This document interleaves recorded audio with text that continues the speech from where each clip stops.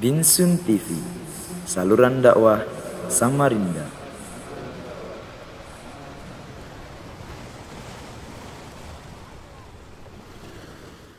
Assalamualaikum warahmatullahi wabarakatuh. Innal hamdalillah nahmaduhu wa nasta'inuhu wa nastaghfiruhu wa na'udzu billahi min shururi anfusina wa sayyiati a'malina. May yahdihillahu fala mudilla lahu wa may yudlil fala hadiya lahu. Asyhadu an la ilaha illallah wahdahu la syarika lahu wa asyhadu anna Muhammadan 'abduhu wa rasuluhu. Ya ayyuhalladzina amanu taqullaha haqqa tuqatih wa la tamutunna illa wa antum muslimun. Ya ayyuhan nasu taqu rabbakumul ladzi khalaqakum min nafsin wahidah wa khalaqa minha zawjaha wa batha minhuma rijalan katsiran wa nisaa wa taqullaha alladzi tasaaluna bihi wal arham innallaha kana 'alaykum raqiba.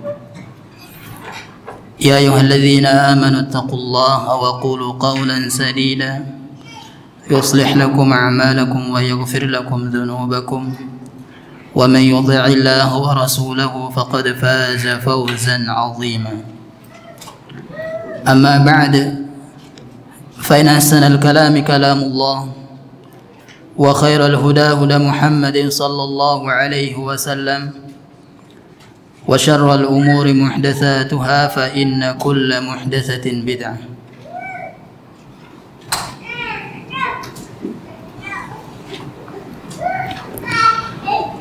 Para jemaah yang semoga dirahmati Allah Tabaraka wa Ta'ala,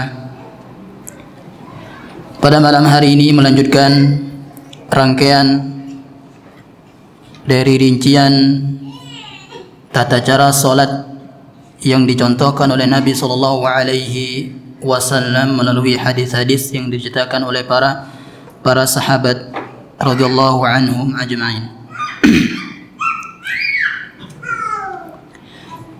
Adalah selanjutnya rangkaian selanjutnya tentang tasyahud awal.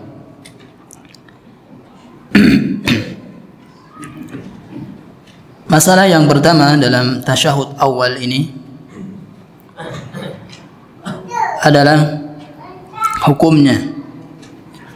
Hukum duduk tasyahud awal dan bacaan tasyahud awal adalah wajib. Hukum dari duduk tasyahud awal kemudian bacaannya, hukumnya adalah wajib. Dan ini pendapat dari Imam Hanafiyah, para imam Hanafi, kemudian para imam Hambali, kemudian pendapat Imam Malik dan juga Imam Syafi'i, yaitu jumhur ulama. Dalil mereka adalah dari sahabat Abdullah bin Buhainah, dia berkata, "Anna an-nabiy sallallahu alaihi wasallam shalla bihim adh-dhuhra." Nabi Shallallahu Alaihi Wasallam salat bersama mereka, menjadi imam para sahabat salat zuhur. Faqama fi rak'atainil ulayaini. Nabi Shallallahu Alaihi Wasallam langsung berdiri untuk rakaat yang ketiga tanpa tasyahud awal. Lam yajlis. Nabi Shallallahu Alaihi Wasallam tidak duduk untuk tasyahud awal, tapi langsung berdiri. Faqama an-nasu ma'ahu. Maka makmum pun ikut berdiri. Makmum pun ikut berdiri. Kenapa di sini para sahabat tidak menegur Nabi Sallallahu Alaihi Wasallam? Nabi SAW tidak tasyahud awal. Di antara alasannya adalah karena dikhawatirkan. Para sahabat mengkhawatirkan jangan-jangan tata cara sholat dirubah. Karena wahyu masih turun pada saat itu. Masih bisa berubah-ubah. Ya, pada saat itu. Namun setelah meninggalnya Nabi Shallallahu Alaihi Wasallam tidak ada lagi peluang untuk merubah ibadah. Nah itulah di antara kenapa setiap kali lupa Nabi Shallallahu Alaihi Wasallam dalam solatnya hampir tidak pernah ditegur oleh para sahabat radhiyallahu anhum ajma'in. Karena mengkhawatirkan tadi, jangan-jangan sholat dirubah. Seperti dahulu juga, sholat yang 4, yang aslinya 4, tapi Nabi SAW sholat 2 rakaat. Ya, di rakaat kedua langsung salam. Para sahabat bertanya, wahai Nabi SAW, apakah telah turun perubahan sholat, ataukah engkau lupa, atau sholatnya dikosor ini seperti apa? Jadi para sahabat tidak menegur Nabi SAW. Sama juga seperti ini, para sahabat langsung ikut bangun, padahal para sahabat tahu Nabi SAW sedang meninggalkan kewajiban, sedang meninggalkan tasyahud awal dan duduknya. Hatta idza qada salata, ketika Nabi SAW selesai salat, wantazara an-nasu taslimahu, maka para sahabat pun menunggu salamnya Nabi SAW. Kapan nih salam Nabi SAW, kita akan kasih tahu apakah ada perubahan atau tidak, atau karena lupa. Kemudian kabbara wa huwa jalisun, ternyata Nabi SAW ya lupa. Nabi SAW lupa, dan Nabi sujud sahwi qabla ayyusallim, sujud sahwi sebelum salam. Ya, ingat, ketika yang kita tinggalkan itu adalah sebuah kewajiban, ya, sebuah kewajiban, maka wajib untuk sujud sahwi sebelum salam.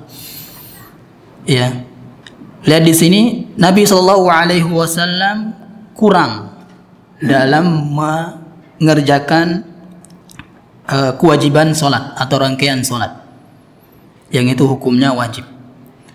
Maka Nabi SAW menggantikannya dengan sujud sahwi. Nah, kalau sekarang, ini sudah kita jelaskan, kalau sekarang seandainya ada,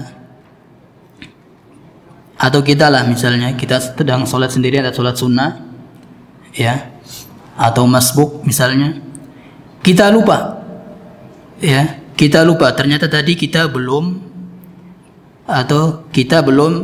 tasyahud awal misalnya, ya, namun kita lupa juga sujud sahwi, ya, setelah salam baru kita ingat, atau di rumah baru kita ingat, maka wajib untuk dia mengulangi sholatnya. Ya, kenapa? Karena dia telah meninggalkan yang wajib dan tidak diganti dengan sujud sahwi. Nah, kalau kelebihan rakaat misalnya, ya, kelebihan rakaat misalnya, maka ini sujudnya setelah salam. Kalau yang lebih-lebih itu sujudnya setelah salam. Ya, kalau kita lupa, ini sholatnya sah. Lupa sujud sahwi maksudnya, sholatnya sah. Makanya para imam itu harus mengerti ilmu fikih sholat, ya, para imam. Dan juga para imam itu juga harus paham dengan tajwid, minimal al-fatihahnya, ya, minimal al-fatihahnya. Nah, ternyata banyak di masjid-masjid itu masih kurang sekali bacaan-bacaan al-fatihahnya, ya. Kita sudah takbir Allahu Akbar, tahu imamnya alhamdulillah, ya, langsung kita pergi dari masjid itu, cari yang lain, ya, sholat sini kejauhan. Nah, ya. Nah, di sini hukumnya wajib, ya, tasyahud awal itu hukumnya wajib. Kenapa dikatakan wajib? Karena Nabi SAW menggantikannya dengan sujud sahwi. Kalau seandainya hukumnya sunnah, maka Nabi nggak akan sujud sahwi, ya. Nabi SAW nggak akan sujud sahwi. Nah, jadi hukumnya adalah wajib.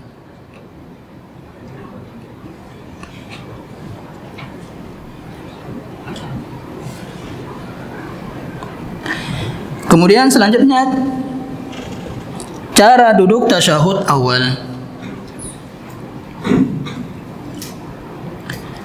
Cara duduk tasyahud awal. Caranya adalah sama seperti yang sudah kita jelaskan di pekan yang lalu. Cara duduk di antara dua sujud, yaitu dengan iftirash. Ya, dengan iftirash, duduk iftirash.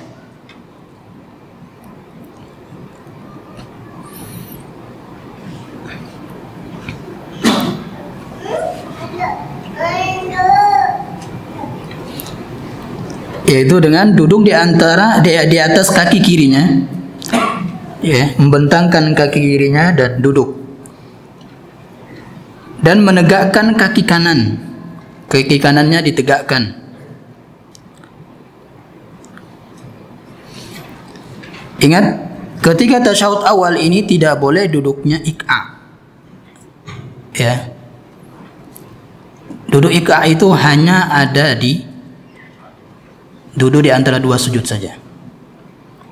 Nah, begitu juga ketika duduk istirahat nggak boleh duduk iqa. Ya, duduk istirahat untuk naik kembali gitu, ke rakaat selanjutnya. Tidak boleh untuk duduk iqa. Hanya ada di antara dua sujud saja. Nah,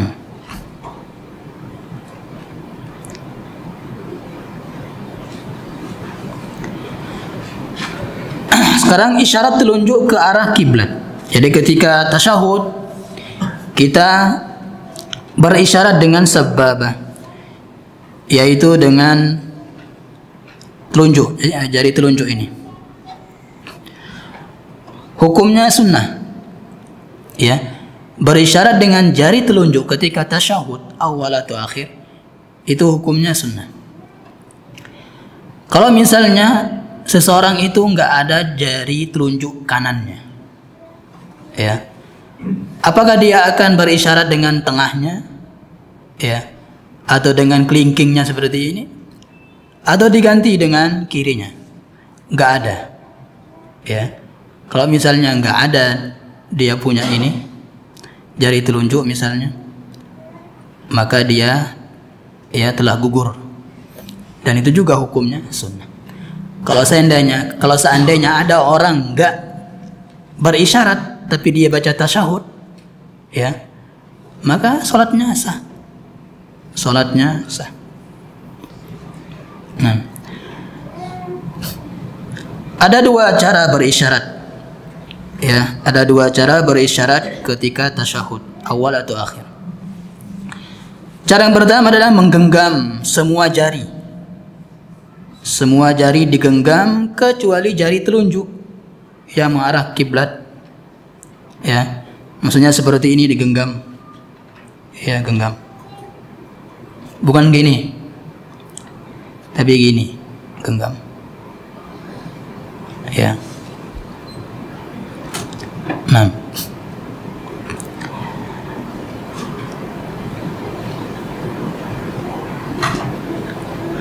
cara yang kedua, menggenggam jari kelingking. Jari kelingkingnya digenggam, dan jari manis. Membentuk lingkaran dengan jari tengah dan jempol. Jari tengah dan jempol lingkaran gini. Kemudian telunjuk berisyarat.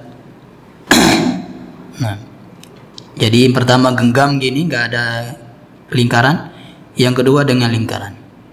Ya. Nah, boleh kita lakukan dua cara ini. Ya, kadang ini, kadang itu. Kemudian mata mengarah ke jari telunjuk ini. Ya, mata mengarah ke jari telunjuk, bukan mengarah kemana arah jari telunjuk ini, enggak. Ya, mengarah ke jari telunjuk. Yang dilihat adalah jari telunjuknya ketika tasyahud. Ya.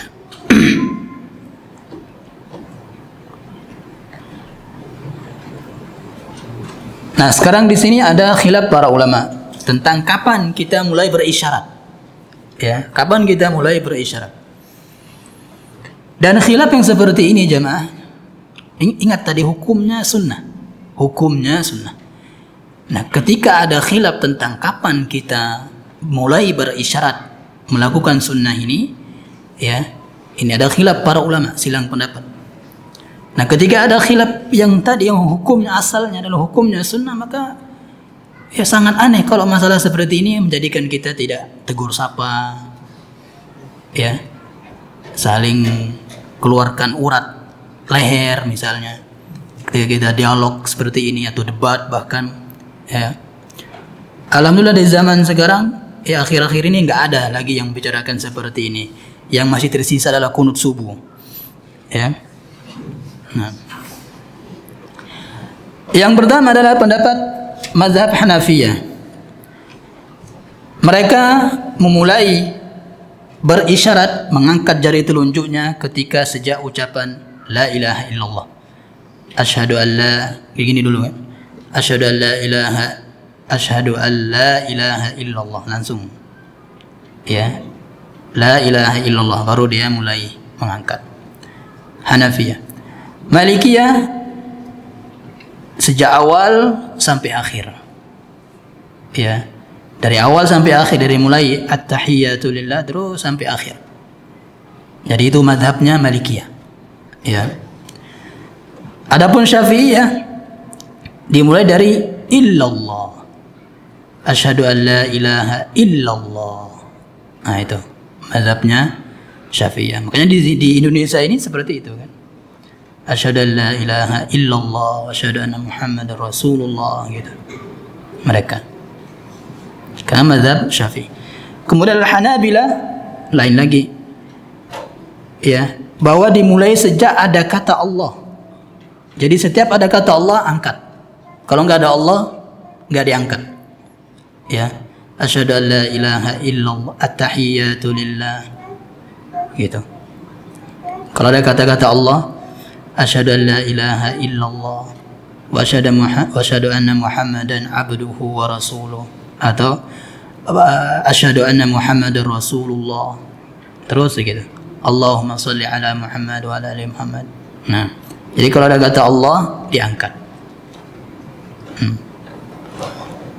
Itu Al-Hanabilah. Nah, sekarang kita lihat hadisnya, jemaah. Hadis riwayat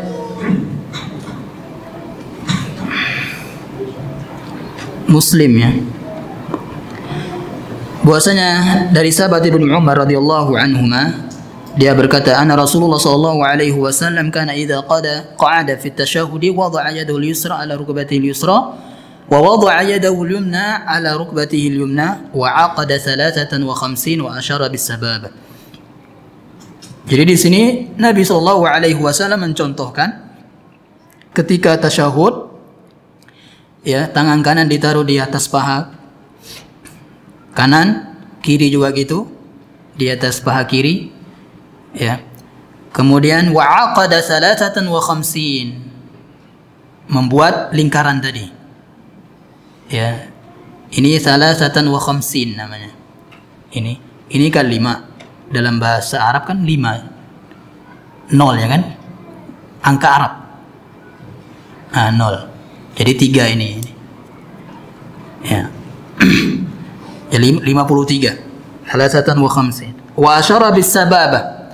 Wa asyara bis-sababah, kemudian berisyarat. Ya. Jadi di sini Nabi sallallahu alaihi wasallam menyebutkan ketika tasyahud, ya, secara, ya, isyarat dari hadis ini menunjukkan bahwasanya Nabi berisyarat itu langsung ketika tasyahud. Pokoknya ketika tasyahud Nabi berisyarat. Nah, gitu. Ya. Nah, yang lebih dekat dengan hadis ini pendapatnya Imam Malik atau Malikiyah, yaitu dari awal sampai akhir. Ya. Nah, sekarang kalau ada misalnya seperti mazhab Syafi'iyah atau Hanabilah atau Hanafiyah tadi di dekat kita misalnya, jangan langsung kita ini debat dia, dalil mau mana, langsung bilang dalil kan. Ya.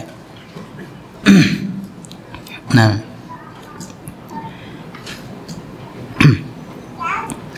jadi mereka berpendapat demikian, menganggap bahwasanya tidak ada dalil tegas tentang hal ini. Ya, tidak ada dalil tegas. Nabi menegaskan bahwasanya mengangkat telunjuk itu ketika ini enggak ada. Makanya itulah yang menyebabkan mereka berselisih pendapat. Namun Allah alam, yang lebih dekat dengan hadisnya ya adalah pendapat Malikiyah tadi. Nah, kemudian selanjutnya bacaan doa tasyahud.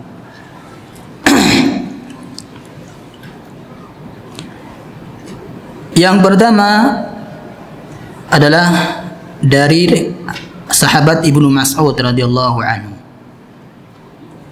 yaitu at-tahiyyatu lillah wa salatu wa thayyibat, assalamu alayka ayyuhan nabiyyu wa rahmatullah wa barakatuh. Dan ini banyak jemaah bacaannya ya. Dari sahabat Ibnu Mas'ud, kemudian dari Ibnu Abbas, kemudian dari Abu Musa al-Asy'ari. Nah, banyak lagi.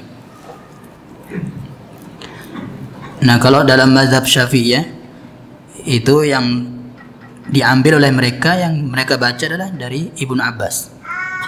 Ya, dari Ibnu Abbas. Jadi dengan memperluas wawasan itu membuat kita logowo jemaah. Ya. Itu membuat kita logowo. Namun ingat, logowo dengan perkara-perkara yang ijtihadiyah. Ya. Ijtihadiyah. Ingat, perkara itu menjadi ijtihadiyah kalau di sana tidak ada dalil tegas dan enggak ada ijma' ulama. Ya. Nah, dalam tasyahud awal ini yang menjadi perbincangan di sini adalah bacaan assalamu alayka. Ya. Kalau sahabat Ibnu Mas'ud radhiyallahu anhu, beliau berpendapat bahwasanya ketika Nabi SAW sudah meninggal dunia, maka ucapkanlah assalamu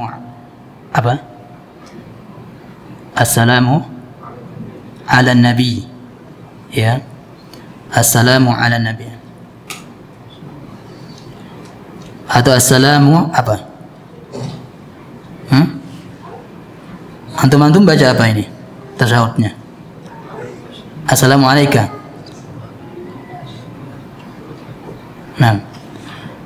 Jadi kalau Ibnu Mas'ud assalamu ala nabi wa rahmatullahi wa barakatuh.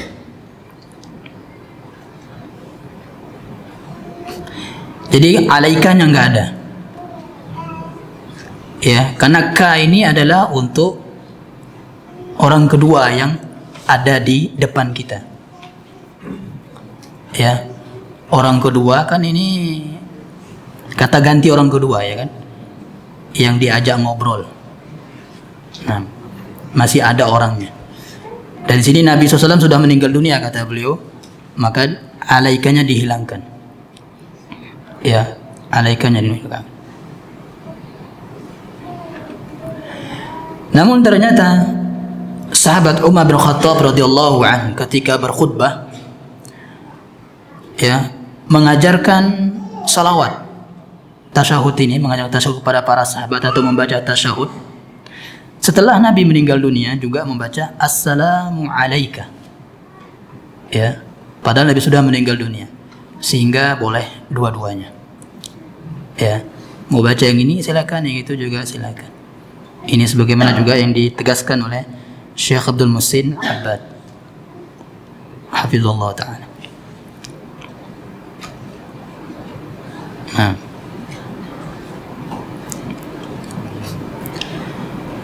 Kemudian masih di tasyahud awal.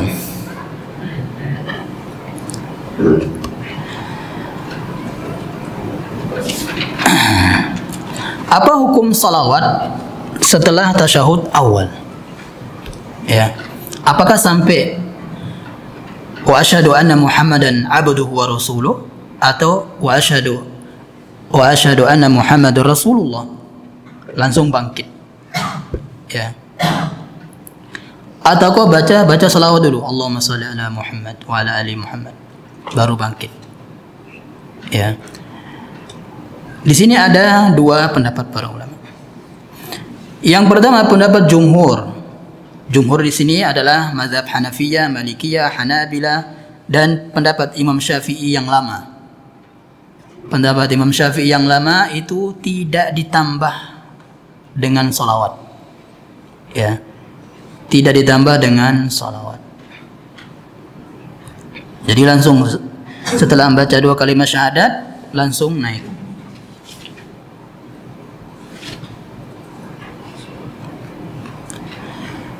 Alasannya apa?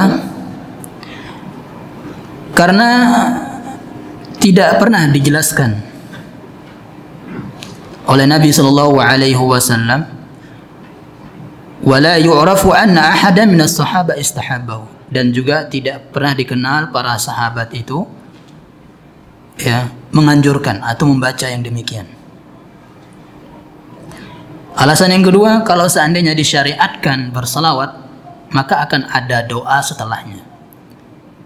Ya, maka akan ada doa setelahnya.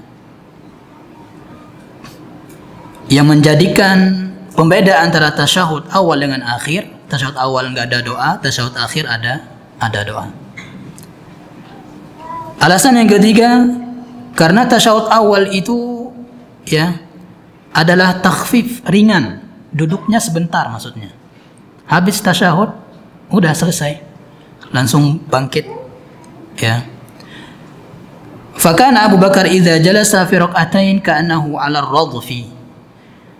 Abu Bakar radhiyallahu an ya ketika duduk tasyahud fi rak'atain, di rakaat yang kedua, tasyahud awal maksudnya, itu seperti duduknya ringan ya, duduknya ringan.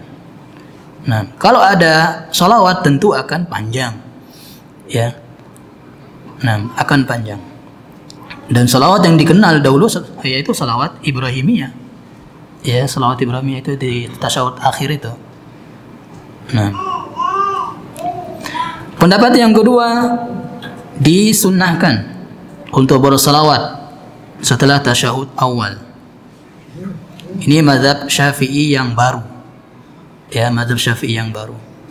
Dan kebanyakan yang dilakukan oleh orang-orang yang bermazhab Syafi'i itu mengambil pendapat yang baru. Ya, pendapat Imam Syafi'i yang baru. Ini juga diambil oleh Imam Ibnu Baz, Syekh Ibnu Baz, Syekh bin Baz. Ya, mengatakan dianjurkan untuk bersalawat setelah tasyahud awal.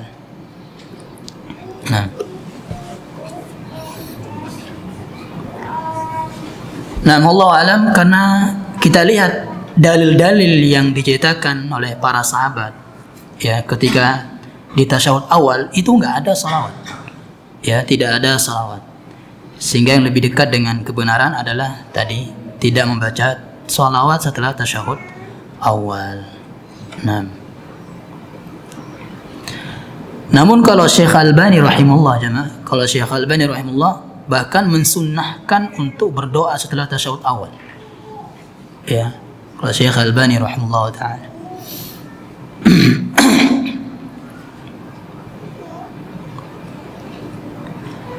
Ya. Kemudian selanjutnya masih tasyahud awal. Apakah menggerak-gerakkan jari telunjuk ketika tasyahud itu? Ya.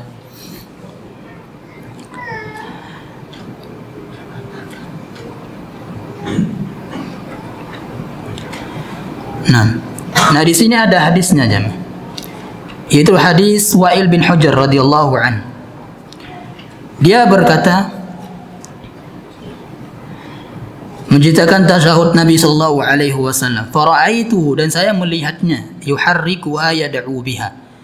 Saya melihatnya Nabi berisyarat sambil yuharrikuha, sambil menggerakkannya dan berdoa. Ya. Sehingga sebagian ulama mengatakan bahwa jari telunjuk digerak-gerakkan ketika tasyahud. Ya, ketika tasyahud. Nah, tambahan tadi saya melihat Nabi menggerakkan tambahan ini dalam hadis ini adalah tambahan yang ganjil, syadz namanya, syadz. Ya, ganjil. Dalam ilmu hadis, ganjil hadis yang ada tambahan yang disebut syadz itu adalah hadis dhaif, termasuk hadis lemah. Ya, hadis yang syadz. Apa itu hadis syadz? Ya, hadis yang misalnya satu orang, ya, hadis yang diriwayatkan oleh satu orang tapi menyelisihi banyak, ya, seperti hadis tasyahud menggerakkan ini. Hadis tentang tasyahud awal, ya, tentang cara isyarat itu, ada 12 sahabat atau ada 12 rawi yang meriwayatkan tanpa perkataan menggerakkan, hanya isyarat saja, tanpa perkataan menggerakkan. Ya. Nah, datanglah satu hadis saja. Ya, satu hadis, satu orang rawi datang menjelaskan Nabi menggerakkan. Nah, jadi menyelisihi, ya, perawi yang banyak dan siqah, terpercaya. Nah, hadis yang satu tadi namanya hadis syadz. Ya, hadis ganjil. Nah, hadis yang syadz itu termasuk hadis yang dhaif. Namun di sini disahihkan oleh Syekh Al-Albani rahimahullah taala. Syekh Al-Wadi'i yang Yaman, makanya para ustadz Yaman itu nggak ada yang gerak-gerakkan, ya.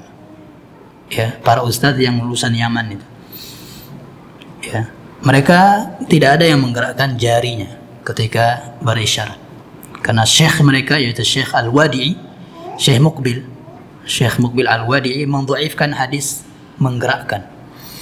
Ya. Kemudian juga diikuti oleh Syekh Al-Arnaud. Ya, Syekh Al-Arnaud yaitu muhaddis kontemporer di zaman sekarang ini. Itu juga mendhaifkan. Nah. Dan ini yang lebih tepat, jemaah. Ya, lebih tepat adalah tidak menggerakkan jari. Kalau kita mengambil pendapat Syekh Albani yang mensahihkannya, maka cara menggerakkan juga seperti yang dijelaskan oleh Syekh Albani, jemaah. Ya, jangan sembarang menggerakkan. Ya, itu yang membuat orang itu menjadi risih yang di dekatnya, ya kan? Nggak terganggu, nggak khusyuk deh. Kenapa ini Wahabi sudah ini kayak gini-gini? Nah, gitu. Di Lombok itu sampai dipegang ininya. Iya, sedang sholat dipegang. Ada sampai terjadi seperti itu. Ya. Nah, jadi misalnya makanya banyak hadis sahih tapi cara prakteknya salah. Hadisnya sahih tapi cara prakteknya salah. Nah, jadi kalau cara menggerakkan yang tidak tepat itu, yang tidak tepat dulu, ya. Seperti ini. Ini enggak tepat. Ini namanya Syekh Albani menyebutkan al-khabdu war-rafa'. Al-khabdu war-rafa'. Al-khabdu itu menurunkannya, rafa' mengangkat. Bukan itu yang dimaksud, kata beliau. Ya. Apalagi yang gini-gini. Ya. Nah, pokoknya banyak ada yang muter gitu kan juga. Nah, dicontoh oleh Syekh Albani rahimahullah taala. Jadi dulu ada ceritanya, ya. Syekh Albani sholat satu shaf dengan ada orang yang ngefans lah dengan Syekh Albani gitu. Jadi baca sifat sholat Nabi Syekh Albani dibacanya, ya. Ternyata yang di dekatnya ini menggerakkan gerakan seperti ini, ya. Selesai sholat ditegur oleh Syekh Albani. Ya. Di mana engkau dapat tentang hal ini, pendapat tentang hal ini? Di kitabmu, wahai Syekh, kata. Oh, bukan seperti itu, kata Syekh Albani rahimahullah ta'ala. Ya, jadi kalau mau cara menggerakkan itu sedikit, ya, sedikit gini, ya, bukan gini-gini, ya. Kenapa mereka berpendapat keras gini, jemaah? Karena mereka, ya, berasumsi bahwasanya semakin keras semakin takut syaitan, ya. Jadi yang ditakuti oleh syaitan itu adalah isyarat, bukan gerak-geraknya. Isyarat itu lebih keras. Isyarat ini, jari isyarat ini lebih keras daripada pukulan besi, untuk syaitan. Ya, isyarat itu aja, bukan gerak. Ya, semakin keras semakin kuat enggak aja. Ya. Dan ada juga sekarang kan peruqyah make ini jari telunjuk untuk menggorok jin katanya. Itu bid'ah itu. Ya. Dan dia sudah taubat alhamdulillah. Dia sudah rujuk. Tidak make itu lagi katanya. Ya, jadi tidak make itu lagi. Tahulah siapa dia. Nah. Jadi ketika ngeruqyah itu nggak boleh sembarang-sembarang caranya ya. Nah.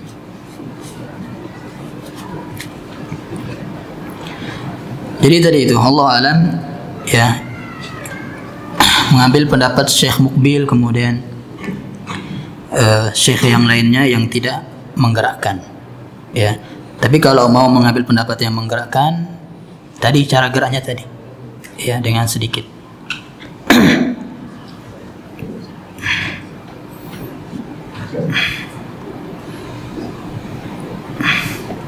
Nah,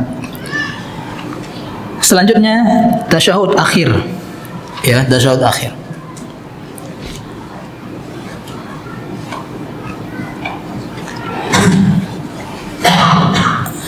Duduk tasyahud akhir dan bacaannya adalah rukun solat ya, rukun solat, bukan wajib solat tapi rukun solat ya. Bedakan wajib sama rukun. Kalau wajib tadi apa wajib? Wajib itu ya, kalau sengaja meninggalkannya solatnya tidak sah. Kalau wajib. Kalau lupa maka wajib untuk sujud sahwi. Harus diganti dengan sujud sahwi. Ya, kalau lupa. Tidak diganti dengan misalnya dia sudah bangkit, lupa sujud, lupa tasyahud awal, duduk lagi, enggak. Ya, tidak balik maksudnya. Nah, kalau rukun mau lupa, mau sengaja apalagi, ya, tidak sah. Tidak sah. Misalnya sekarang kita lupa rukun sholat, ya, kita lupa apa rukun sholat, ayo? Hah? Ayo, udah lama ngaji nggak tahu rukun sholat? Nah, ayo kan? Iya itu harus ada hadiahnya kan? Ya. Misalnya lah lupa sujud, ya, lupa sujud itu rukun lah pasti, ya, lupa sujud dia, sujudnya 1 kali, ya, sujudnya 1 kali, ingatnya ketika sudah bangkit, wah kok 1 kali dari sujudnya ya, ingatnya ketika sudah bangkit, ya. Nah, cara yang pertama, ya, rakaat yang kita lupa sujud tadi nggak dianggap, jangan kita anggap, ya. Misalnya katakanlah rakaat yang pertama, ya, rakaat yang pertama. Nah, rakaat yang pertama ini nggak dianggap. Yang menjadi rakaat keduanya nanti adalah rakaat keduanya tadi. Yang menjadi rakaat pertamanya adalah rakaat keduanya tadi. Nah, itu caranya menggantikannya. Ya, itu kalau rukun. Ya, kalau rukun. Jadi harus diganti dengan sempurna lagi. Ya. Dengan sempurna lagi maksudnya rukun itu berdiri, sujud, ruku, sujud misalnya. Diganti. Ya. Nah. Atau boleh dia ulangi sholatnya. Ya, boleh dia mengulangi sholatnya. Nah, ada nggak makmum itu lupa rukun sholat? Nggak ada kayaknya, ya. Makmum, masa makmum lupa rukun sholat? Kan ikuti imam dia, ya. Nggak ada ya, insyaallah. Nah, kalau ada gimana? Keterlaluan itu kalau ada, ya. Makanya kalau Imam Abu Hanifah itu nggak mau membahas yang belum terjadi. Ya, jadi kalau ditanya dia, ini udah terjadi belum? Belum katanya, nggak usah tanya. Ya, nah, kalau Imam Abu Hanifah itu rahimahullah taala. Ya, jadi termasuk rukun ya, duduk tasyahud akhir dengan bacaannya.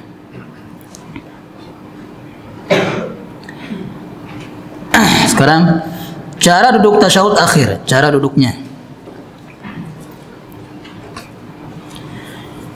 Cara duduk tasyahud akhir ini jemaah, ya, atau cara duduk dalam sholat itu ada 4 atau 5 pendapat, ya. Yang pertama mazhab atau Imam Malik dan Malikiyah, mereka mengatakan semua duduk dalam sholat itu adalah dengan tawarruk, ya. Duduk tawarruk itu duduk tasyahud akhir itu seperti itu duduknya, semuanya. Mau tasyahud awal kah, ya, duduknya adalah dengan tawarruk. Kalau mazhab Hanafi, ya, atau Hanafiyah, semuanya adalah duduk iftirash. Semuanya duduk iftirash. Ya. Mazhab Syafi'i, ya, mazhab Syafi'i itu membedakannya. Kalau di rakaat yang kedua tasyahud awal duduknya iftirash. Kalau di rakaat yang terakhir tasyahud akhir adalah tawarruk.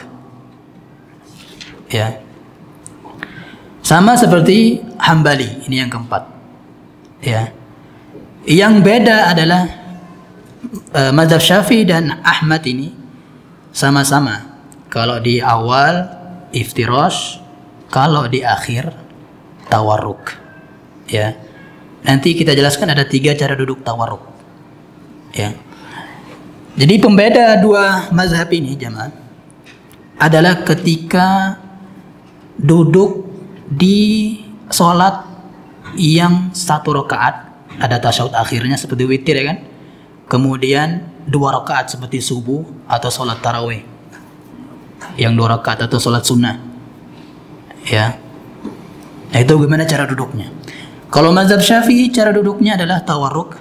Kalau mazhab Hambali, Ahmad, cara duduknya adalah dengan iftirash, ya, dengan iftirash. Makanya teman-teman yang kenal salaf ini, ya, dahulunya kan tawarruk, ya kan ikut orang tua kita kan tawarruk. Mereka kan orang tua kita mazhabnya Syafi'i, ya, walaupun mereka nggak tahu apa itu mazhab, ya, kan ikut kiainya. Nah setelah kita kenal dakwah ini, kita rubah jadi iftirash, ya kan? Kita rubah jadi iftirash, seolah-olah yang tawarruk itu bid'ah, ya. Yang iftirash inilah yang paling sunnah. Ternyata tidak, jemaah. Ya, ada silang pendapat para ulama. Ya. Jadi kalau bid'ah-bid'ahkan dalam masalah ini, ya, Imam Ahmad dahulu yang paling pertama akan membid'ahkan Syafi'i. Ya.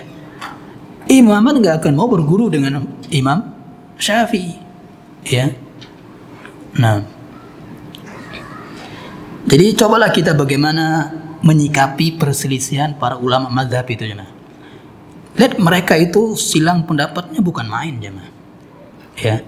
Tapi tetap ini dalam masalah fikih, ya, dalam masalah fikih, ya. Terutama tadi nggak ada dalil tegas, tidak ada ijma di situ. Kalau ini dua-duanya ada, nggak boleh kita harus tegas. Seperti akidah, ya, seperti masalah akidah harus tegas. Nah, kalau dua-duanya ini nggak ada, ya, maka tadi bagaimana para ulama, ya, cara mereka menyikapi perselisihan itu tetap akur, ya, tetap akur.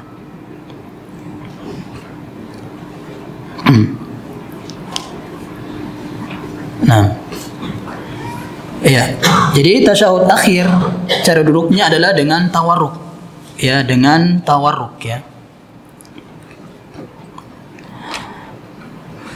Tawarruk itu ada 3 caranya.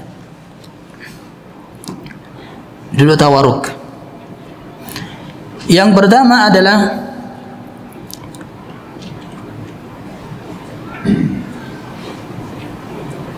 jalasa ala rijlihi al-yusra, mengeluarkan kaki kirinya. Nah, jadi kaki kiri dikeluarkan. Gimana cara membengkokkan ini? Nggak bisa ya. Ya, jadi ini kaki kiri ya, kaki kiri dikeluarkan di atas. Nah, gitulah. Ada yang mau ngetes di sini? Ayo silakan. Kalau dulu kita di STDI itu di atas meja ini ya. Iya, dulu saya Ustadz Adari ini dulu, Ustadz Musyafa Adari ini itu di atas meja naik dia. Ada sana. Sini siapa yang lihat? Ada sini. Gini. Ini yang pertama ya, yaitu mengeluarkan kaki kiri. Nah, ini terus ini ditegakkan. Ingat ininya menghadap kiblat ya. Ya, kalau ini kan nggak mungkin ya. Atau kalau ada yang mungkin silakan. Nah ini yang pertama. Kemudian yang kedua, ini masih di sini, ya, masih di sini dan ini dibentangkan.